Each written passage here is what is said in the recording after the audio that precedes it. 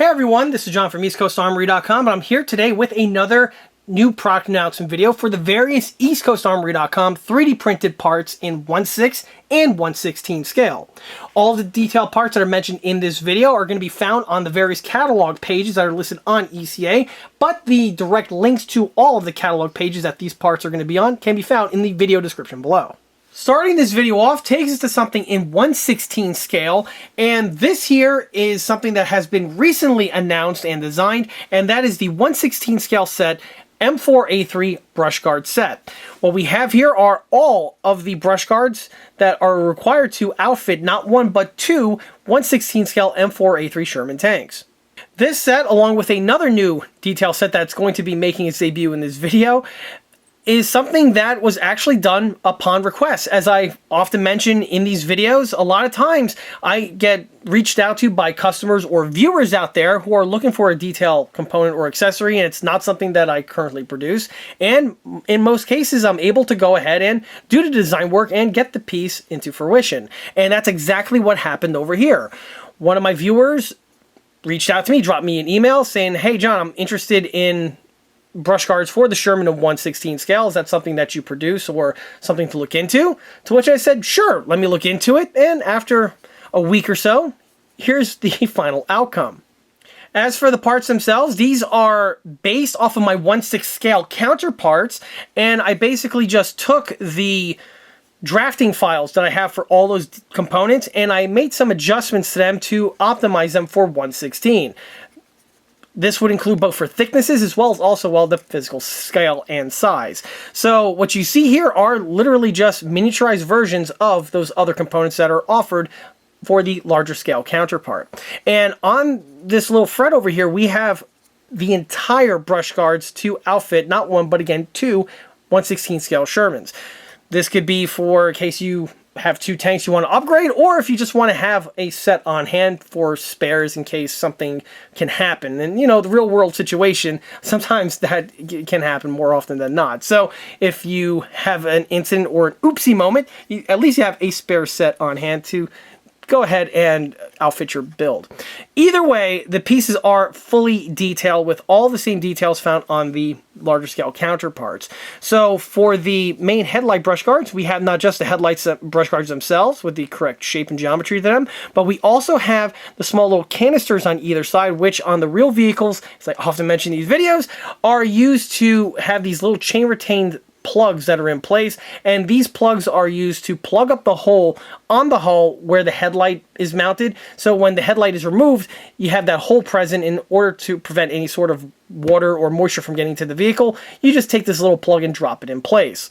And these little features are integrally printed on. However, just like on the 1/6 scale counterparts, they are actually separate prints. So if you want to install them with the closed manner, you can, or if you actually want to have the pieces functional, you have that capability as well if you deem fit. The only thing that's not supplied, unlike the larger scale ones, is the length of chain. For this, that's something that you're on your own with. However, finding scale chain isn't too hard in 1/16 scale. You may be able to find something out there in the hobby market, specifically for ships and trains. They do have a lot of nice scale thickness chains that perhaps would be a good fit, but for the way the set is, no, the chains are not included. Aside from that, all of the other components have their weld beads integrally printed on. So every place where a piece of metal would make contact with one another, there is a weld bead present. And there's also one, of course, on the canisters. And on the brush guard for the Siren over here, there are weld beads on all of the areas on the cruciform section found in the center. Same is also true for the taillight guards. You'll note that the entire unit is printed with this nice protective box, which should protect it and make sure that it gets to its destination in one piece. Obviously, when you are working on the set, you're going to want to amputate these sections off, and then with a Dremel, with a cutting stone, or possibly even a multi-master, you could go ahead and carefully amputate these areas, and then you have full access to the brush guards underneath. But regardless, the pieces do have this for their own safety. The components themselves are much more to scale in thickness compared to both of the units found on the stock Tegan and Henlong counterparts. And with the swap out of these parts here, it will really give your build a much more authentic look compared to the original ones that I just referenced. Continuing on takes us to a new detail component now in 1/6 scale, and what we have here is another new component that was again brought to existence by request. But even though this was something I actually had some requests for, this is definitely something that I've always wanted to get to for some time. So finally getting to it and taking it off of the bucket list is something that feels really, really rewarding. As for what this is the Federal Electric Type 160 24-volt Siren. This is the type of siren that we see fitted to a number of World War II pattern US armored fighting vehicles from the early to the mid-war time frame. These components here are really, really cool, and it's, again, something I've always wanted to tool up. In the past, this was something that if you wanted to add to your vehicle, you had an option out there from Panzerwerk, which was done in cast resin. His was so good that the need to make one just wasn't necessary. However, with Panzerwerk's folding up shop about 12 or so years ago, this opened up the ability for me to go ahead and tool one up because the absence of his was definitely something that was being felt. So now I went ahead and designed the part here to step in and fill its shoes. And the set is comprised of a multi-piece assembly, and this was done this way so that I can make the thing as detailed as humanly possible. Of course, being able to take full advantage of the 3D printed technology and with the CAD software, I was able to design the part that we have here. And here we have 3 units. All 3 of these, by the way, are spoken for and are going to be sent off to their customers after wrapping up with this video. So let me go ahead and finish this up sooner than later. So as for the set, like I stated before, it comes in 3 3D printed components. So we have the main body right here. We have the front face with that really cool distinctive V section, which I'll get to in a moment, and then we also have the interior impeller detailing as well. So starting with the shell and working our way to the front, we have the body, which has all of the correct geometry for the component in question. This also includes the detailing here on the bottom mounting base with its fasteners integrally printed on. So in order to secure this in place, you either just snip these sections off and glue it flat to a surface if need be, or you could have some kind of a mounting bracket and you drill the 2 holes in that match the 2 here that are printed on, and you can just plug the unit in place, whichever way works best for you. On this section over here, we have the section for the power cable. The power cable is a little piece of wire which will be supplied with the sets. And we also have here, on the top portion, hopefully that comes into focus, the data plate, or would be the manufacturer marking, which is on an oval little piece of steel with the 2 rivets that are integrally printed on. For the interior section, this is hollowed out, as you can see. And on this area here, you can see all of the sections for the propeller to spin the air through. All of the sections here were lifted off of a real example, so they are as true to form as I can humanly possibly make. And there are also a bunch of other smaller type fastener details present on the remainder of the body, as well as also on the face itself that you'll see momentarily. The next thing this takes us to is the impeller right over here. It has the mounting fastener right there dead center. I could have possibly made this as one piece, but the reason why I didn't is so that this allows the builder to paint everything appropriately, where the impeller, I've seen them anywhere from either a olive drab color to possibly just even a aluminum silver color. So with that in mind, you could go ahead and paint these separately, and this will yield for some very realistic and excellent results once the thing is fully assembled. Because with the way the grills are, you could definitely see inside this section here, which again is the advantage of going with this material, as opposed to the older counterpart that I mentioned from Panzerwerk, where it was excellent for the time, but being limited to solid cast resin, there's only so much you can do with that medium. And I think this is a nice, worthy successor to it. So the impeller here has all of the little baffles right there.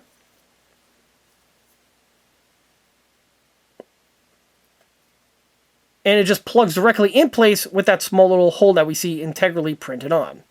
Little stem over there. If you want to drill out further, you could, and just stick the piece right in, and you're good to go.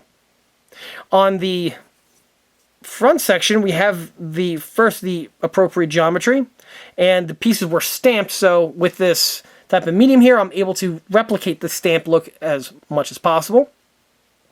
Here we have the intricate V pattern right there on the front. And everything looks true to form. There are a few little printing bridges right over there. Those can easily be snipped and clipped away, and I'll probably do that off camera when I'm done filming this scene, but these are literally hot from the press, or straight from the printer, I should say. The material, by the way, is a resin-type material, but it's different from the HD material from the older sets. This one here, it's kind of like a mix between the HD material in terms of surface detail fidelity, and it has some flexibility to it. It's not nearly as frail compared to the HD resin that the other those components used to be printed in. So because of that, you will have some excellent detail fidelity on the surface once everything is fully assembled and painted. You can also see some of the slot screw fasteners found on the cap over here, and this thing just plugs directly into place without any issues. As a side note, also on the ECA catalog, I have the later pattern of funnel horn, which is something that came a little bit after the period of this unit over here. Those units are still made out of cast resin and are archaic, but the molds still hold up quite well, and they're going to remain in service for the time being. Until the molds start wearing out, at that point there, I'll go ahead and phase them out with a new generation replacement. And also on a similar note, for the post-World War II era vehicles, I have that Siren as well, and that was the topic of other new product announcement videos, and I recommend checking out the website or even checking out those other videos on the ECA YouTube channel.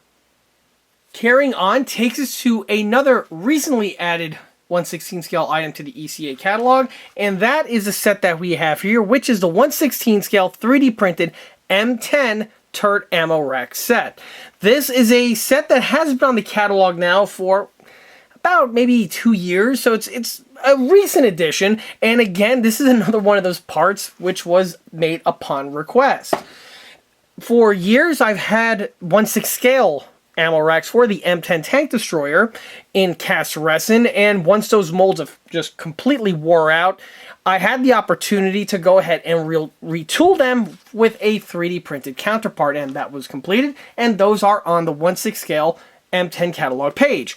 Well, fast forward a couple years later, an individual contacted me wanting those components but in 1/16 for his 1/16 M10 project. So I went ahead and took my 1/6 scale counterparts and shrunk them down and optimized them again for 1/16 scale, and that's the set that we have here in two types of formats, where we have the one rack, which is for the rear section of the shell that has the shelf or the rim on it on the rear section, and the other portion has a cradle that supports the projectile when it's fitted in place. In addition to that, the ammo is stored in place with the use of canvas straps, and because of that, there are these tie-down sections where the canvas would go ahead and loop around and would give the tension once fastened in place, keeping the rounds where they need to be. And all of those mentioned details are found on the sets that we have here, with the exception of the canvas straps. Those you're on your own for, but everything else is supplied. So the set contains these two units. They are obviously the exact same unit, just in pairs. And here you can see what they look like. So the unit, or I should say the portion of the rack that holds the rim, is in this type of format where it's all made from steel stampings that are then pressed together and then welded. And all of the geometry is found on these sections over here. Note that the rack itself has a lip right over there for the end section. This is to, again, for that rim of the round to slip into place, and it holds it nice and square. On the other section that we have here, where it holds onto the projectile, you get to see what the unit looks like with the rigidity rib right over there, as well as with the cradle section also found in this area. As you can see, the units are intended to be lined up perfectly. And here on the top portion, we have the little straps that I was referencing before. The set gives you more than enough straps to equip one vehicle. In case there's a mishap or two, you have plenty of spares to assist you with the project. While on the topic of 1/16, takes us to another recent addition to the catalog, but first time making its debut on video, and that's the set that we have here. This here is the 1/16 scale M1A2 Abrams rear grillwork set, but this is style 2. Anyone's a fan of the channel know that I have quite an extensive range of detail hop-ups for the Henlong M1 Abrams, and one of which is the revision for the rear grillwork. The rear grillwork found on the Henlong is very, very plain and basic, and in order to really enhance the vehicle and really kick it up to the next level, I went ahead and designed a drop-in install for the rear section that supplies you with all of the fins and grill sections that are present on the rear section of the Abrams. This really does enhance the set further and really enhances the model and makes it kick well above its own weight. However, this is basically old news because I went into this in more depth in the other videos. However, I didn't just stop with one version of the grillwork. Like with many things American, there's about 2 or 3 or sometimes 4 or more different variants that are out there, and so this one here is another spin on that component. What we have here is style 2. The difference is that this one here has this little box frame found in this section. The other detailing is all identical. It's literally the exact same CAD file, I just added upon it. And that set consists of this set, or this chunk that we have here, which contains the grills, the lock pins, and we have a spare set in case there's a calamity. There's the bottom fin that goes on the rear portion of the hull plate. And then we also have some HD 3D printed resin heat shield, or I should say, yeah, these are heat shields, and they are grills that plug onto these sections over here, giving you a little bit of standoff and preventing any damage to happen to the main grills, and again also acts a bit of a heat shield. Well, for this one here, this one would be more commonly seen on some US Marine Corps vehicles I've seen with this, and also this is basically very similar to what is actually found on the stock Henlong set, where there's this box frame with all these perforations on it found in this section over here, and the purpose of this would be specifically for the Marine tanks to have a snorkel fitted in place so that the vehicle would be able to wade through deep sections of water, specifically when coming off of a landing craft. However, in addition to the Marines, I believe the Army, if I'm not mistaken, utilize a system similar to this, where it's actually an exhaust deflector, where the one problem with the Abrams with the turbine is that it has an excessive amount of heat coming out of the rear section of the engine, and when you have a squad of men walking behind the vehicle, like using the vehicle as cover, obviously this heat is very problematic. So this was seen in Iraq several times where they have this bolt-on deflector that gets fit into this section over here, and it redirects the hot exhaust gases. In order to do that, that's why we have this little box frame. The box frame is fully perforated, as you can see. All of the fastener locations holes are there, and when you install this to the vehicle, you literally just use the same grills that I mentioned before. Only you omit the one in the center, or you possibly can mount it. It's optional, it's up to the builder, but either way you have the detailing if you so deem fit. But more likely you just use the one on each end, and you just keep the one in the middle as spare. Interestingly enough, I actually am currently, while filming this video, working on another 1/16 M1 project. Spoiler alert. And that one is getting the full ECA upgrade. And this here is where the grillwork stands on that project. Now, this set here is style 1. So this is the exact same style shown in the other 1/16 M1 Abrams video, as well as also in the project update videos, or the new product announcement videos that I made for these sets a little while ago. However, here you get to compare and contrast the difference between the two styles. This one here is going to have, of course, the 3 heat shields present, while this one here, which is currently on stock, and I have a few of these on stock in case anyone's interested, and for ready for immediate shipping, this one here just drops directly in place, but it gives you the detailing of the extra grill, or I should say of the box frame. And as you can see, it really does improve the look of the model quite a bit. And it looks even better once the final sections of grill are added. Just like with the original set, this set here is designed to work with the Henlong smoke system. So, and what you basically do is once you amputate the original section and drop the new one in place, you take the tubes that emerge from the smoke system and you simply plug them into these integrally hollow printed tubes that we have here. With this design, the piece will still bellow out smoke as it did on the original setup. Jumping back to 1/6 scale takes us to an item that's been on the catalog now for a couple years, but this is really one of the first time I was able to get a production sample specifically to get on camera. What we have here is the ECA early production 75mm tube. These sets were designed about 2 or 3 years ago, and in addition to this set, there are actually several other variants of the 75 that have been produced by ECA, or I should say the 75 and 76. This version here is the early production variant of the 75mm tube, and I also have the late production version listed on the catalog as well. Both units are essentially identical with the exception of some geometry that we have here that we'll be going over in a second. However, both units are made from SLS 3D printed nylon, and both units have the similar details and setup. So the piece is actually comprised of two pieces. We have the main tube itself, and we have this section over here that plugs on. The unit is designed to have the unit just plug directly into place, and then from here you can go ahead and actually plug this into the vehicle of your choice. This is the type of system that we would see on early to mid-war US tanks specifically, like the Sherman and also some variants of the M3 Lee. As for Sherman, the M4, M4A1, M4A2, vehicles along those lines.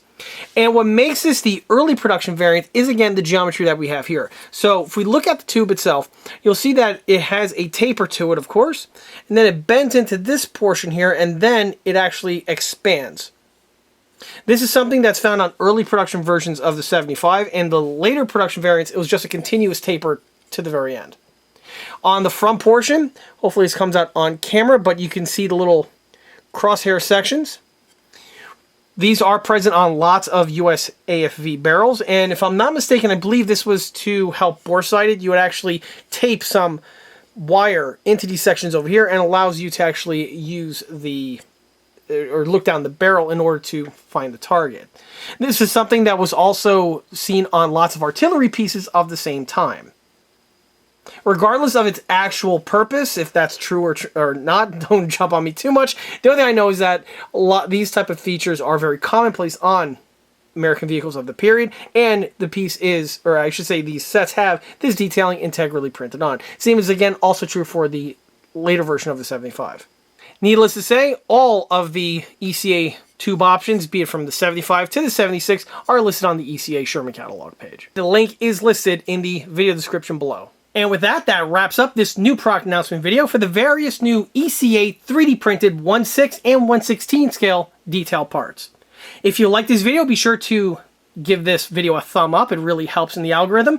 Also, don't forget to subscribe to this channel where you get to keep updated on new posted content, being new product announcement videos like this one here, or my other type of content, which would include small scale model showcase videos and 1/6 scale project update videos when they frequently get posted. Another way to keep in loop of new posted content is by liking us on Facebook, where all the detail components are first announced, as well as also you can find photographs of the various builds that have been seen on this channel in the past. Furthermore, don't forget to swing by EastCoastArmory.com for more 1/6 and 1/16 scale builds and detail components. Thanks again. I'll be seeing you all again on the next one. Till then.